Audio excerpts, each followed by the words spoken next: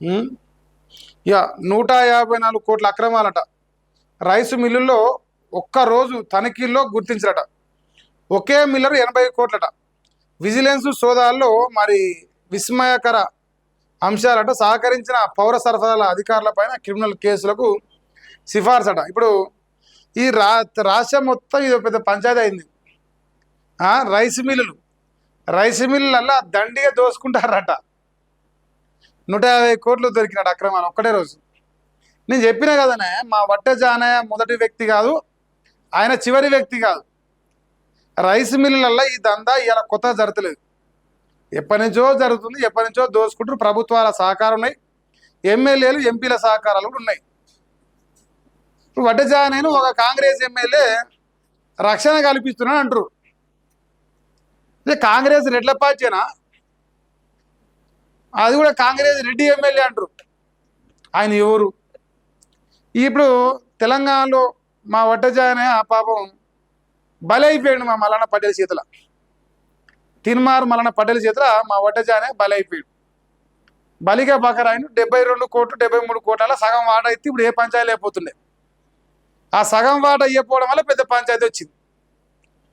ఇప్పుడు ఇంతవరకు తీన్మార్ మల్లన్న అంటే ఆయన అసలు ఈ రైస్లో జరిగిన స్కామ్ ఏంది, ఈ వజ్ర ఇండస్ట్రీస్లో ఏం జరిగింది, ఇంతవరకు నోరు తెరవలే. టీఆర్పీ పార్టీ కార్యకర్త కూడా పెద్దగా ఏం స్పందించినట్టు ఏం కనిపిస్తలే. వట్టజానయ్య మా నలికుటానికి ఇంటర్వ్యూ ఇస్తే ఇక్కడ కూడా టీఆర్పీ అనట్లే, మనం తీర్మానం మల్లన్న అనట్లేదు. కారణం ఏంటంటే వట్టజానయ్యకు కింద జాకిలు బాగానే అయినాయా? నేను చెప్తానే ఉన్నా, నీకు నట్లు టైట్ చేస్తారు నాయన, అందరు అయిపోయారు, అందరు వేయరు, అందరు అయిపోయారు, ఇంకా ఒక్కనే మిగిలిన ఆయన, నేను బోల్ట్ టైట్ కొడతానని చెప్తానే ఉన్నా. So tight కొట్టినట్టుంది. వట్టజానయ్య ఒంటరి వాడా? వట్టజానయ్య పైన ఎందుకు టీఆర్పీ పార్టీ స్పందిస్తలేదు? టీఆర్పీ పార్టీ అగ్రనాయకుడు తీన్మార్ మల్లన్న పటేల్ గారు మరి వట్టజానయ్యకు మద్దతుగా ఉన్నట్టా లేనట్టా? తమరు స్పందిస్తారా స్పందించరా? మీకు అలా సగం పైసలు ఇవ్వాలని మళ్ళీ ఇక్కడ కూడా డిమాండ్ చేస్తురా? ఇవ్వాలని ఏమైనా అడగదలుచుకురా? చెప్పాలి, ఏం చేయదలుచుకురు? మరి మా వట్టజానయ్య పరిస్థితి ఏంటి? ఒక యాదవ్ బిడ్డ, ఒక బీసీ సామాజిక నుంచి ఇక అంతో ఇంతో ఆర్థికంగా గట్టినే ఉన్నట్టు కొడుతుంది. మా మల్లన్న పటేల్ గారికి సగం పైసలు ఇవ్వకపోతేనే పంచాయతా? ఎందుకు పట్టించినవా? నిజంగా చెప్పాలి నువ్వు. దానికి నువ్వు పట్టించినవా అంటారు. ఇప్పుడు లోకంలో అయితే గదే చర్చ జరుగుతుంది. తీన్మార్ మల్లన్న పటేల్ గారు పట్టించిరు వట్టజానయ్యను ఆ 73 కోట్లలో సగం వాటా ఇయ్యమని అడిగితే ఇయ్యనందుకు అనేది చర్చ. ఇది నిజం కాదా? ఇందులో నిజం ఉందా లేదా? పోనీ అసలు వట్టజానయ్య తప్పు చేసిందా చేయలేదా? ఆ వట్టజానయ్యకు ఆ తప్పుకి ఏం సంబంధం లేదా? ఈ వజ్ర ఇండస్ట్రీస్లో ఈ తప్పు జరగలేదా?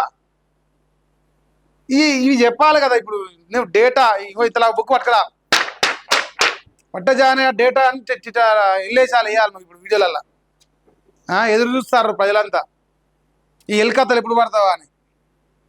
సో ఇప్పుడు ఇక రాస్తా అన్న వట్టజానయ్య 73 కోట్లు, ఈయన 70 కోట్లు, ఈ రెడ్డి ఆయన 8 కోట్లు, ఆ రెడ్డి ఆయన 8 కోట్లు, మా వట్టజానయ్యకి ఏ సంబంధం చెప్పాలి. నువ్వు ప్రొటెక్ట్ చేసుకోవాలి కదా బీసీని. ఒక బీసీ బిడ్డ దొరికిపోయిందా దొరకలేదా, కష్టాలలో ఉన్నాడు, నీ పార్టీలో జనరల్ సెక్రటరీ ఉన్నాడు, మరి ఏంది ఆయన పట్టించుకుంటావా లేదా? రిక్వెస్ట్ పో. నేనైతే ఇట్లా ఈ రైస్ మిల్లు అందరు దొంగలేనా, ఎవ్వడు సుఖం కాదు. వట్టజానయ్య కూడా ఏం సుఖం కాదు, అంతకు అంతే. కానీ అదే ఆయన ఒక్కరినే టార్గెట్ చేసిరు. ఇప్పుడు మా మలేషియా టార్గెట్ చేయించింది మేజర్గా, అది కథ.